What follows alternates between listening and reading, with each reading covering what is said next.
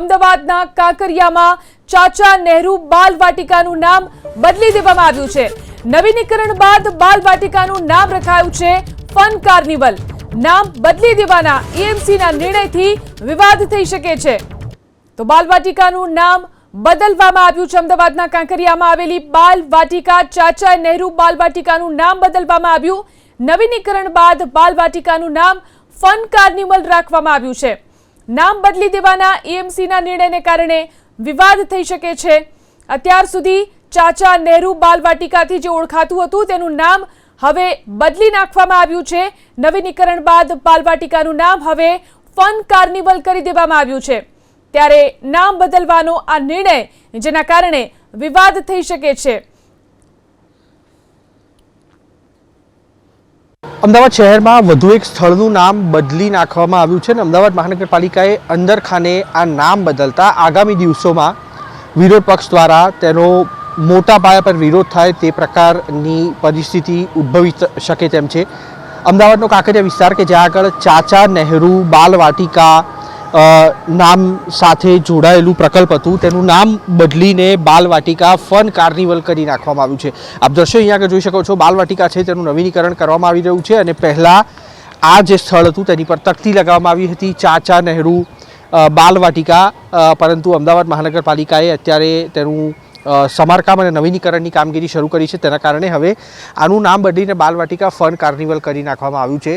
સમગ્ર મામલે રિક્રિએશન કમિટીના ચેરમેન જયેશ ત્રિવેદી સાથે વાતચીત કરતા તેમણે એક મોટો ખુલાસો કર્યો છે અને સ્વબચાવમાં કહ્યું છે કે આ જે પરિસર છે તેનું નામ ચાચા નહેરુ બાલ વાટિકા કરવા માટે ભૂતકાળમાં પણ કોઈ પ્રકારનો ઠરાવ કરવામાં આવ્યો નથી, જેના કારણે ફરી એક વખત આ જે સ્થળ છે તેનું નામ બદલવા માટે કોઈ પણ ઠરાવ કરવાની આવશ્યકતા નથી અને જેના કારણે થઈને આ જે જગ્યા છે તેનું નામ બાલ વાટિકા ફન કાર્નિવલ કરી નાખવામાં આવ્યું છે।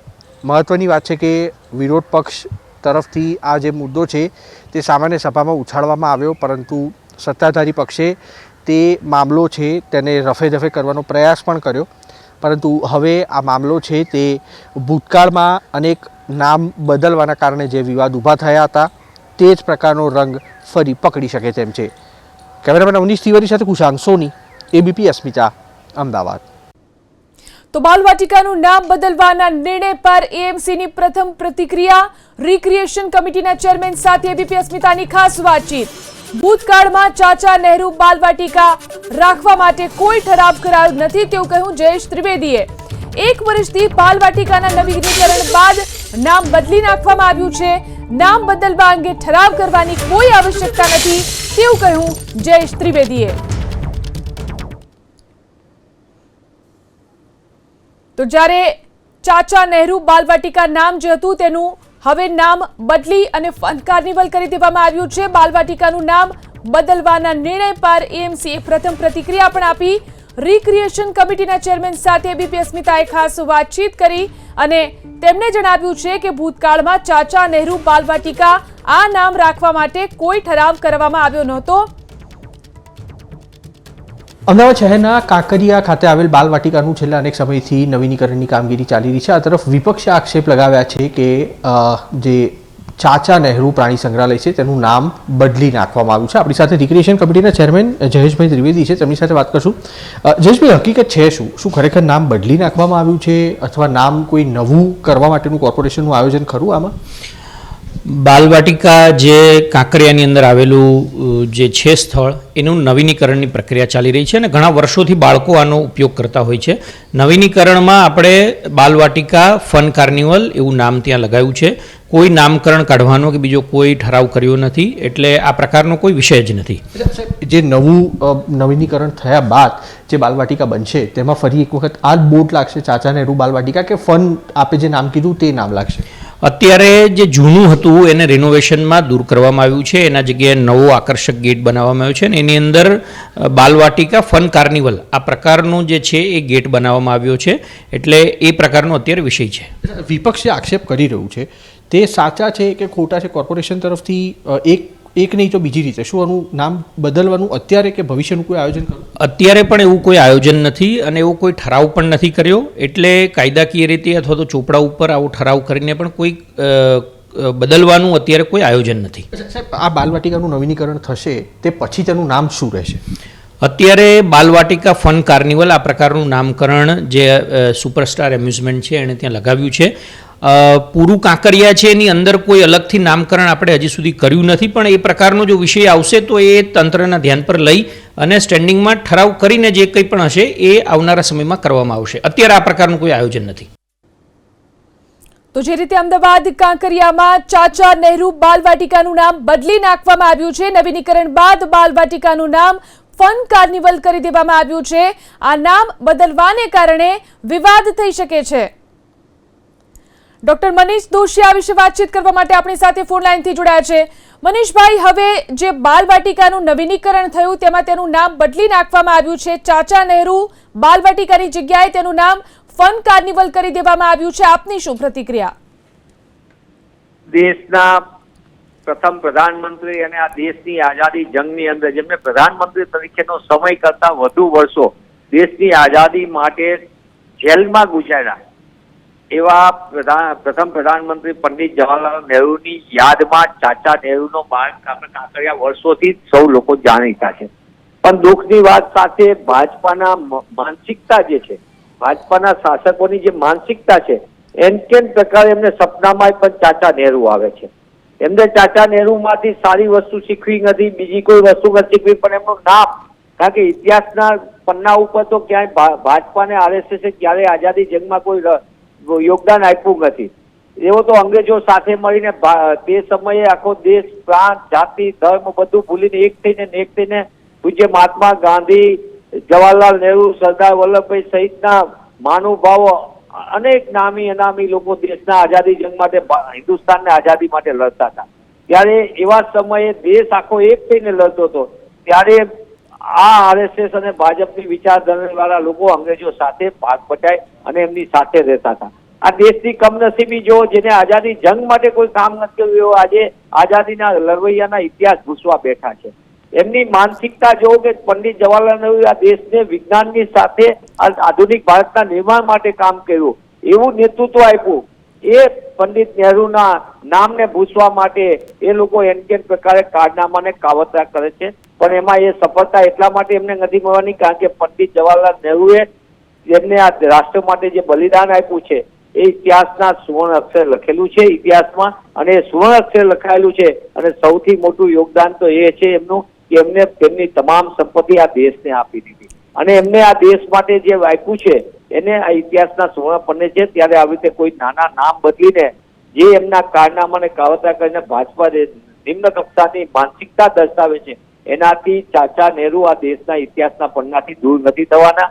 ભાજપાના આવા કાવતરા અને કારનામા એ પહેલા પણ હતા, આઝાદી પહેલા પણ હતા અને અત્યારે પણ છે, એ આપણે સૌ જોઈ રહ્યા છીએ.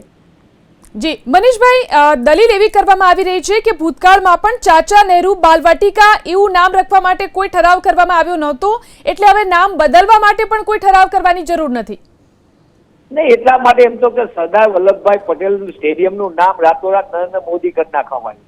સરદાર વલ્લભભાઈ પટેલ ભારતીય રાષ્ટ્રીય કોંગ્રેસના તો 25 વર્ષ ગુજરાત પ્રાંતિક સમિતિના રહ્યા, દેશના પ્રથમ ગૃહ પ્રધાન રહ્યા, અખંડ ભારતના નિર્માતા રહ્યા, પણ એમને રાતોરાત નામ બદલી નાખ્યું. એમને સરદાર વલ્લભભાઈ પટેલ ઇન્ટરનેશનલ એરપોર્ટના નામ વખતે વિરોધ કરનારા કોણ હતા? ભારતીય જનતા પાર્ટી હતી. જવાહરલાલ નહેરુના નામનો વિરોધ કરનારા કોણ છે? ભારતીય જનતા પાર્ટી છે. સારું છે કે એમને હજી નાથુરામ ગોડસે નામ ક્યાંય નથી રાખ્યું, તો નાથુરામ ગોડસેના મહિમા મંડપ કરતા પણ બનાવશે. એટલે આ દેશની સૌથી મોટી કમનસીબી છે કે આઝાદી જંગના લડવૈયાના નામો બદલીને તેઓ પોતાનો મહિમા મંડન કરવા નીકળ્યા છે. પણ દુઃખ સાથે કહેવું પડે કે ટેક્સ પેયર નાગરિકોમાંથી એ કેમ એવું કામ નથી કરતા? એમના કારનામાને કાવતરા કેમ? મનીષભાઈ, સમયનો અભાવ છે, આપે અમારી સાથે વાત કરી તે બદલ આભાર. આ વિશે વધુ જાણકારી મેળવી અમારા સંવાદદાતા કુશાંગ આપણી સાથે જોડાયા છે. કુશાંગ, જે રીતે મનીષભાઈ વાત કરી રહ્યા હતા, કોંગ્રેસનો સ્પષ્ટ આરોપ છે કે ચાચા નહેરુનું નામ ભૂસવા માટેનું આ કાવતરું છે અને ભાજપની આ પ્રકારની માનસિકતા છે, તેવો સ્પષ્ટ આરોપ કોંગ્રેસ દ્વારા લગાવવામાં આવી રહ્યો છે. જો આપણી સાથે હાલ અમદાવાદ શહેર પ્રમુખ, કોંગ્રેસ શહેર પ્રમુખ અને શહેરના પૂર્વ મેયર રહી ચૂકેલા હિંમતસિંહભાઈ પટેલ અત્યારે ઉપસ્થિત છે. હિંમતસિંહભાઈ, આખી ઘટના આપને પણ ખબર છે. જે ચાચા નહેરુ બાલ વાટિકા હતી તેનું નામ અચાનક નવીનીકરણ કર્યા બાદ બાલ વાટિકા ફન કાર્નિવલ કરી નાખવામાં આવ્યું છે. સત્તાધારી પક્ષનું એ પ્રકારનું નિવેદન છે કે ભૂતકાળમાં આને લઈને કોઈ ઠરાવ કરવામાં આવ્યો ન હતો, તેથી અમે પણ ઠરાવ નથી કર્યો અને અમે નામ બદલી નાખ્યું છે. તમે કોર્પોરેશનની ગતિવિધિઓથી વાકેફ છો, કઈ રીતના જોઈ રહ્યા છો આ ઘટનાને? ભારત દેશ અને હિન્દુસ્તાન જ્યારે આઝાદ થયો એ વખતે આ દેશના પ્રથમ વડાપ્રધાન જવાહરલાલ નહેરુ પંડિતજી આ દેશના પ્રથમ વડાપ્રધાન બન્યા અને એમની સમગ્ર રાષ્ટ્ર અને વૈશ્વિક ઓળખ ચાચા નહેરુના નામથી. એમને બાળકો બહુ પ્રિય હતા અને એમના વડાપ્રધાન પદ દરમિયાન એમને વિશેષ બાળકો પ્રત્યેનું ધ્યાન રાખીને એક એમને ખ્યાતિ પ્રાપ્ત થઈ હતી. ચાચા નહેરુ તરીકે એક દેશમાં, રાષ્ટ્રમાં એક એમની ઓળખ ઊભી થઈ હતી. એ વખતે અમદાવાદ શહેર, જ્યારે અમદાવાદ શહેર કોર્પોરેશન નથી અને દેશ આઝાદી પછી જ્યારે એને બરો કહેવાતી, જે ઇંગ્લિશ શબ્દ છે, અને એના પ્રથમ પ્રમુખ સરદાર વલ્લભભાઈ પટેલ, જેમને આ બરોની સ્થાપના, કોર્પોરેશનની સ્થાપના કરી, સરદાર વલ્લભભાઈ પટેલ સાહેબે, અને એ આ અમદાવાદ શહેરના પ્રથમ પ્રમુખ બન્યા. જ્યારે એમના નેતૃત્વની અંદર આજે વાણીલાલ સારાભાઈ વીએસ હોસ્પિટલ હોય કે જેની સ્થાપના થઈ હોય, કે જવાહરલાલ નહેરુજીની પ્રતિમા એના પછીના દરમિયાનમાં જ્યારે અહીંયા બની હોય, અને એ વખતે આ જ્યારે ચાચા બાલવાટિકા જે નહેરુ ઉદ્યાન છે એની જ્યારે અહીંયા સમગ્ર શહેરનો જ્યારે વિકાસ થયો હોય ત્યારે બાળકો માટેની જ એમાં એક્ટિવિટી અને તમામ બાળકો માટેના એમાં તમામ જેને કહેવાય કે રમતગમત સાથે શૈક્ષણિક રીતે પણ એમને જ્ઞાન પ્રાપ્ત થાય એવી તમામ સુવિધાઓ સાથે નાના બાળકો માટેનું આ ઉદ્યાન રાખવામાં આવેલું છે. ભારતીય જનતા પાર્ટીનું ચાલચલન ચારિત્રમણાથી આ દેશમાં ને રાષ્ટ્રની અંદર હું માનું છું કે રાજકારણની એક પરાકાષ્ઠા હોઈ શકે.